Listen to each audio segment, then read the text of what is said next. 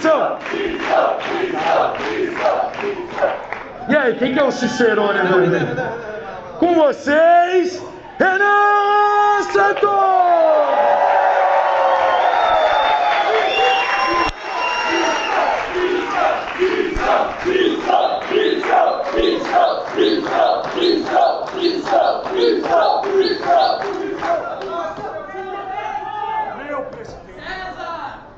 Gostei, melhor do que presidente é o César, né? E depois o Augusto, na denominação romana, quando se unificava o Império, era o Augusto.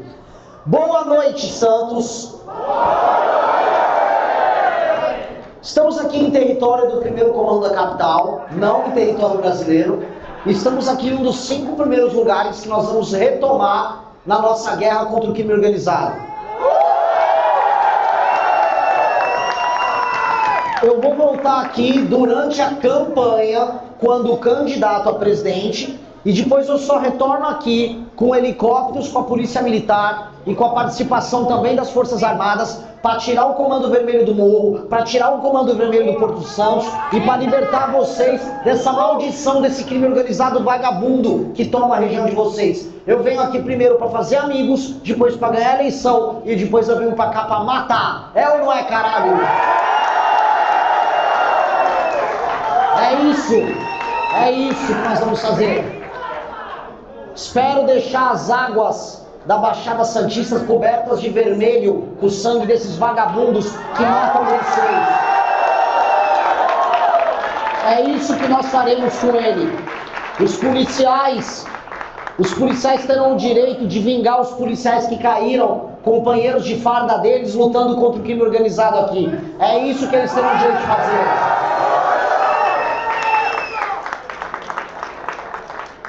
Aqui será um dos grandes palcos, até porque é aqui que o PCC tem seu faturamento bilionário. O PCC fatura bilhão aqui na Baixada Santista através disso, através da venda da droga, que sai lá do Mato Grosso do Sul, que veio da Bolívia, que cruza o nosso estado aqui de São Paulo, chega aqui em Santos, é embalado, é colocado no container, por vezes é colocado em submarino, é colocado no navio e é mandado para fora. Acabou isso aqui, acabou. A gente vai acabar, é lei e ordem nessa porra, desculpa o palavrão, mas a gente tem que falar, é lei e ordem, é virada de jogo e é guerra. E aqui vai ser um dos grandes palcos das batalhas. Os seus filhos vão ouvir falar da Batalha de Santos, em que nós retomamos a cidade e destruímos o crime organizado.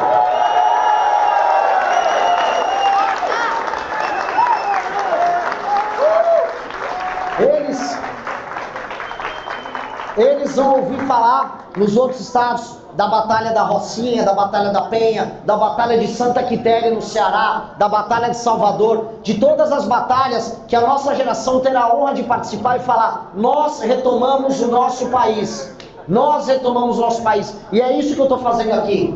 Nós montamos um partido com o nome Missão, porque missão pressupõe meta e prazo. A meta é tornar o Brasil um dos países mais desenvolvidos do mundo. E o prazo é o mais rápido possível. Por isso é missão. Nós temos esse senso de missão, que é a nossa geração tomar a rédea do destino do nosso país, assumir a liderança, deixar de cometer os erros que os nossos pais e avós cometeram.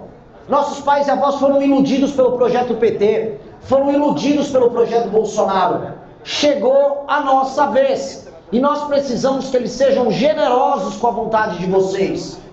Vocês não podem só pagar a conta das escolhas erradas das gerações anteriores. A conta da Previdência, a conta do imposto alto, a conta da inflação, a conta da chance quase nula de muitos de vocês um dia comprarem uma casa ou um apartamento, a conta do celular caro, a conta da violência. Essa conta não está servindo para ninguém. Essa conta é uma merda. Eu não quero pagar essa bosta dessa conta. Eu quero, se vou pagar a conta, eu vou sentar na mesa com todo mundo para definir como a gente vai pagar ela. Não pode ficar só com a dívida. Eu não vou ficar na geração que vai ficar com a dívida dos erros dos outros, mas não vai poder decidir como vai pagar e como vai resolver isso aqui. E outra, a dívida vai ter que ser paga também pelos canalhas que controlam a dívida por nós.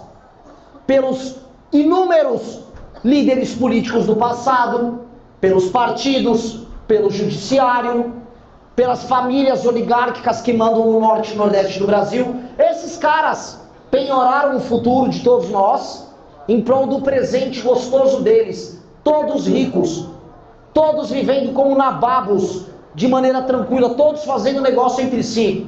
Cadê o ódio? Vocês têm que ter ódio dessas pessoas.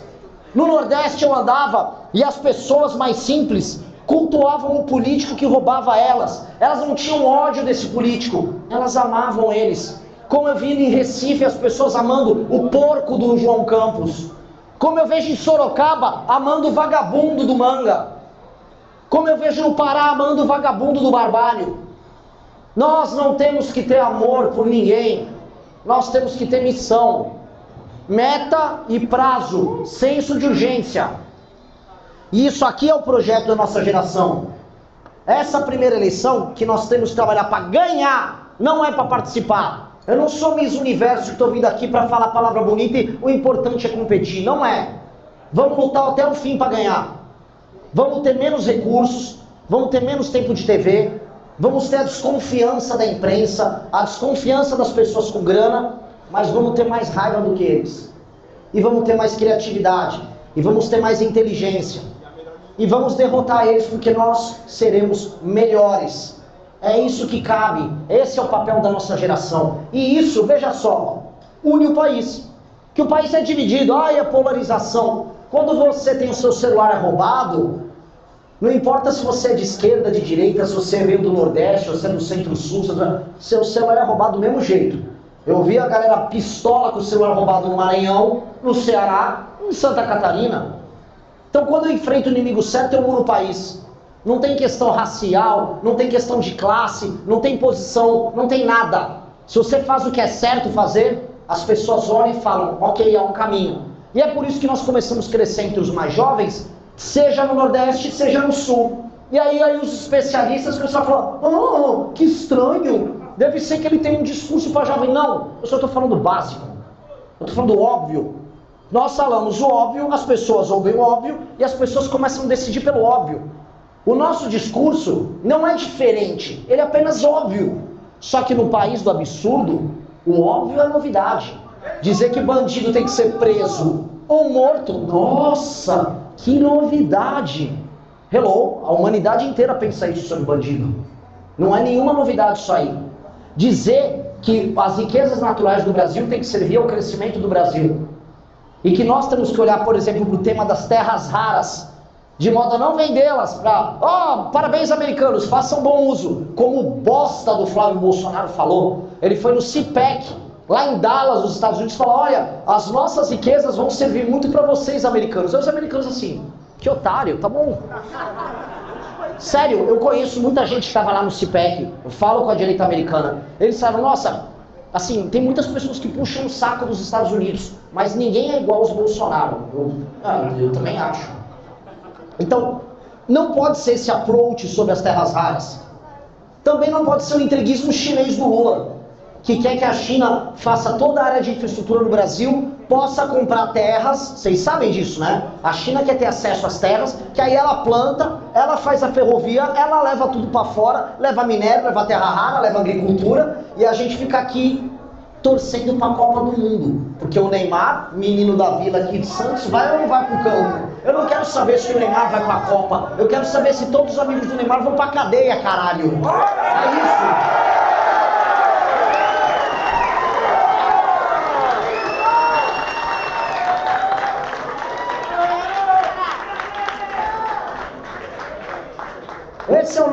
Essa é a mentalidade do nosso tempo. E aí o que a gente precisa para fazer isso? De maneira muito simples. Eu precisava ultrapassar os governadores. Começamos com 0, alguma coisa lá no passado. Olha, Renan Santos, quem é? Houve uma conversa inclusive com um empresário grande, e ele falou com outro empresário que me contou. Olha, eu não sabia que o filho do Renan Calheiros estava nas eleições. Aí o cara olha, você realmente não conhece o cara. Não. Aí eu comecei lá sendo confundido com o filho do Renan Calheiros. Depois sobe para 1, quem sobe para 1 sobe para 2, quem sobe para 2 sobe para 3. E uma coisa que eu aprendi, é muito mais difícil subir de 0 para 1 do que de 1 para 2, e do que de 2 para 3, e do que de 3 para 5, do que de 5 para 8 e de 8 para 12.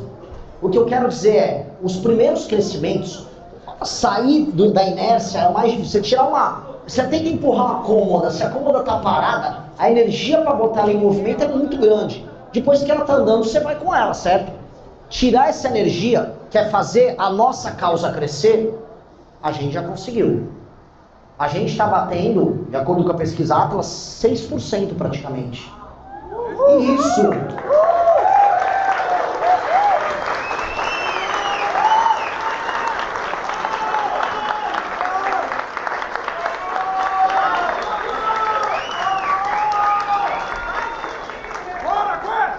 E isso era fora a Quest, é isso aí. E aí eu vou chegar na Quest. E aí eu descobri a função de boa parte dos institutos de pesquisa. Esse entendimento dos momentos da subida ou da descida de um candidato é onde as pesquisas fazem sentido. Porque boa parte das pessoas se movem pelo efeito manada. Se elas veem alguém subindo, elas se interessam. Quem é a fulano? Quem é a Beltrano? Deixa eu pesquisar. Pô, eu acho que eu vou apoiar. E aí o efeito manada que ela vê da subida na pesquisa é referendado pela realidade, que foi referendado pela pesquisa, e você tem uma coisa que chama feedback loop, um loop de feedbacks. A pesquisa alimenta a procura, que alimenta a pesquisa, que alimenta a procura, e você vai crescendo. Quando uma pesquisa te joga para baixo, ela quebra o feedback, ela quebra a subida, ela faz... E aí, misteriosamente, depois de fazer os maiores eventos políticos dessa eleição até agora, depois de ter a maior participação de todas no podcast, a pesquisa Quest, contratada pela Globo, contratada também pela Localiza, do Salim Matar, que teve benefícios fiscais na casa de 1,1 bilhão no governo do Zema, a pesquisa Quest falou, esse cara tem 1%. 1%. Eu olhei e falei, pô, não tô com 30, mas eu não tô com 1. Eu não tô com 1%, pô. Mas o cara é especialista, ele vai lá na Globo, naqueles telões, puxa pra cá, veja a região, vai tomar no cu. Vai se fuder, brother. Felipe Nunes da Quest, vai explicar seu contrato com a Localiza, tá? Porque ele fica indo nos eventos lá do partido, eventos do mercado financeiro, reuniões com todos os bancos. O Novo, através do Zema, pode ser a terceira via. Enquanto isso o Zema lá, uai, Bolsonaro, bom. É isso? Aí ele fica lá, aí eu perguntei o tal do Renan, muito jovem, entendido nas quales como um moleque, não tem experiência nenhuma.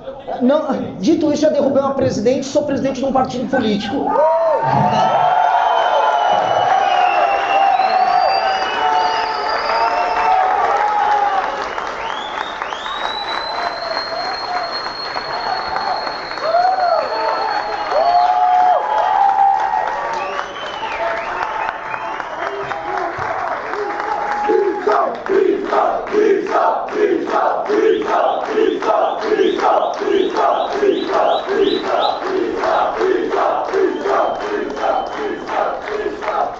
Aí eu fico confuso, né? Porque quando eu tinha terminado de derrubar uma presidente da república, eu ajudei a prender outro, o Zema estava trabalhando pro pai dele, na empresa do pai dele.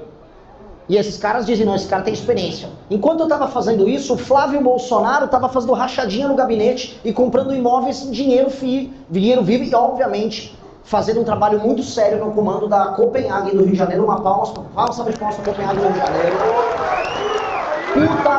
Puta Copenhague. Puta Copenhague. Baita trabalho. Baita trabalho.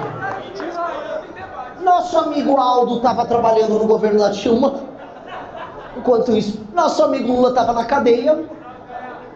E o nosso amigo Caiado, naquele período, estava trabalhando sob a minha liderança no comitê do impeachment.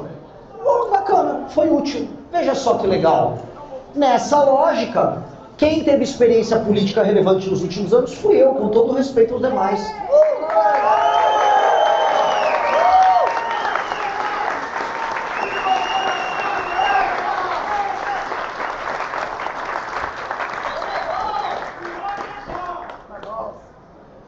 E aí, para derrotar esse efeito manada, para baixo, que eles querem fazer, o efeito da desmanada, é trabalho. É o que a gente fez hoje, mas é encher o saco de todo mundo ao teu redor. Todo mundo sabe, isso todos os institutos e todos os candidatos, todo mundo falou, o Renan já tem a militância mais ensandecida da internet. Rodrigo Constantino já decretou E isso é um sinal de vitória.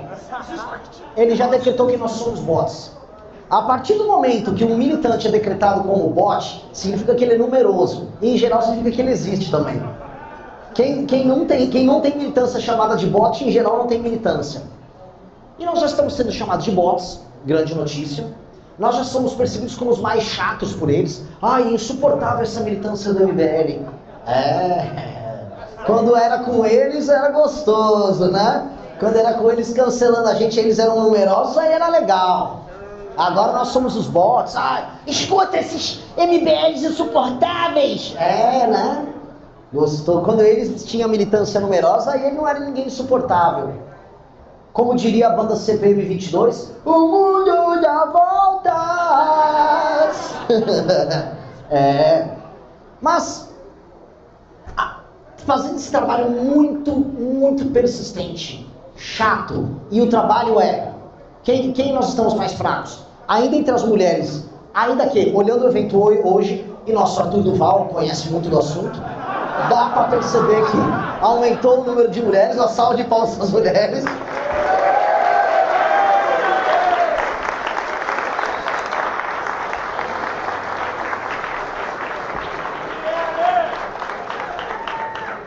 Aumentou também, temos que aumentar entre as pessoas mais velhas. Na última pesquisa Atlas, eu saí de 0,5 entre as mulheres para 2,3 no cenário e 3,2 no outro. E o outro? Entre o público, eu era muito forte de 16 a 24. Eu comecei a crescer no 25 a 35. Também falaram, cresça entre os evangélicos. Eu tenho 10% entre evangélicos. Estou bem. Então, em alguns lugares do Brasil, a meta de 10% foi batida. No Sul, 9,6%. Sulistas, obrigado. Agradecemos gaúchos, catarinenses e paranaenses. Evangélicos, muito obrigado.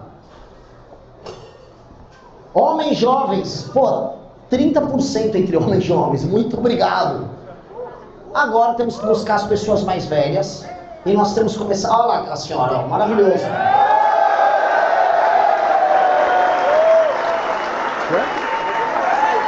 90. Ô louco! Pera. Ela convenceu ela? Não, pera. Ela de 96 convenceu ela de 73. Pelo amor de Deus. Pelo amor de Deus. Eu me filiei a vocês. Ela é filiada à missão, mais palmas aqui, cara. Maravilhoso. Você é maravilhoso, nosso presidente. Eu tô vendo. Ela já tá virando o voto dos mais novos. Enquanto a gente vai por aqui, ela vai por ali, pegando, pra cercar a galera de 50 no meio, né? A gente vai cercar todo mundo. E é isso. Esse fenômeno é o fenômeno que vence a eleição. E como a gente vai vencer? É buscar logo os 10%. Busquei os 10%. O Zema vai bater na porta do Flávio. Flávio Bolsonaro. Quero ser seu vice. Ele vai sai para senador aí. O Caiado vai montar no cavalo dele, vai botar o chapéu dele. E aí de 10 eu não vou para 11, vou para 14. De 14 eu vou para 14 mais 4. De 14 mais 4 eu vou para 14 mais 9.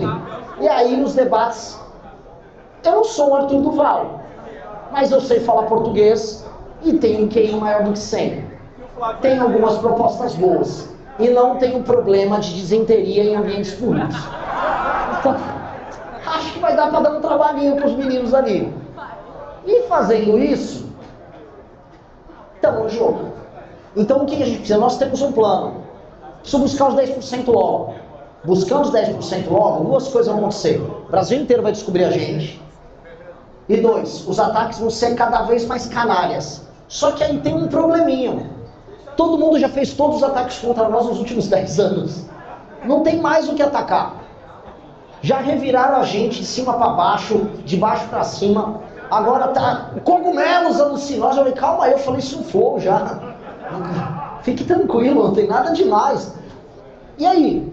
Estão tentando, não tem. Foram falar, Renan é endividado. Pois bem, Falaram tanto que eu tinha tanta dívida, e eu sempre falei, essas dívidas não são minhas, e são dívidas prescritas de uma empresa, que eu fiz questão de pegar o advogado e mandei dar baixa em todas.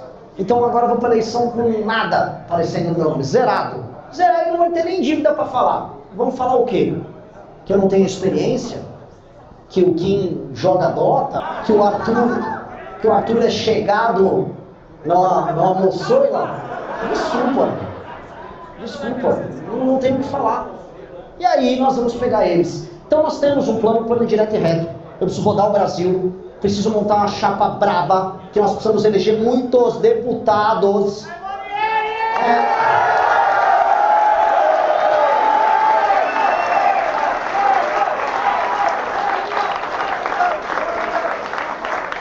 E aqui nessa região tem que falar da Monielle, tem que falar do Caio também. Cadê o Caio também? Brabo, viu? Ela brabíssima, ele brabíssimo. Não sabia do... Assim, já conhecia a Monielle, não sabia do alto nível do time aqui. Tomei aulas de Polícia Federal hoje. Aulas de enfrentamento ao crime organizado. E essa aqui foi picada por uma jararaca que sobreviveu. Essa aí sobrevive em qualquer lugar agora.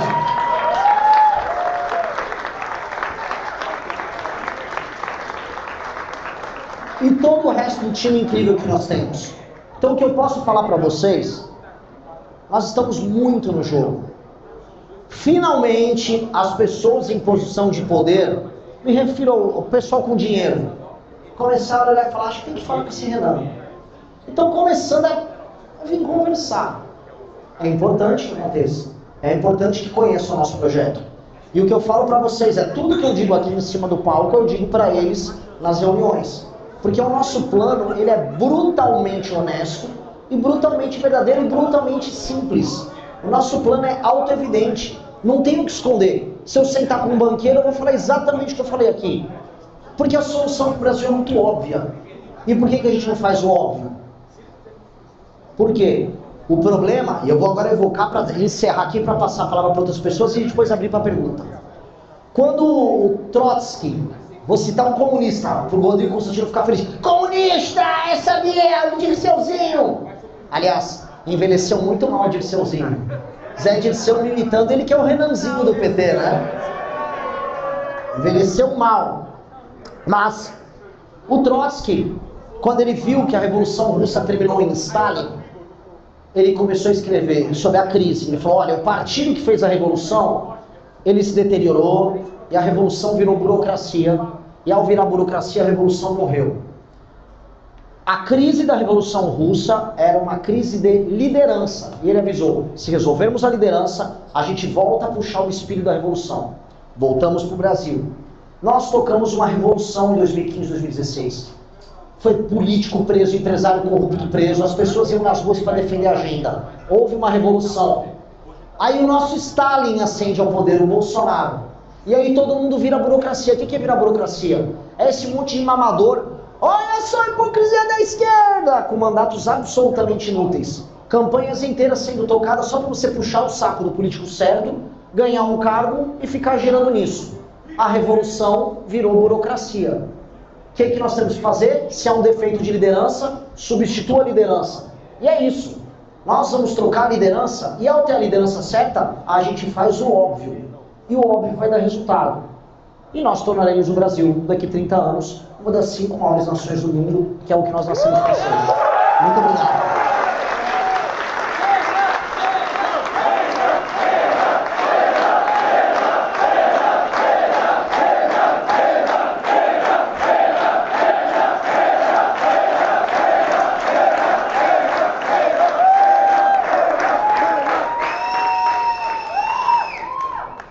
E aí no palco agora, é muito bom que agora eu também sou apresentador. No palco agora, ele, aquele que tem o tórax e o abdominal mais trincado desse palco.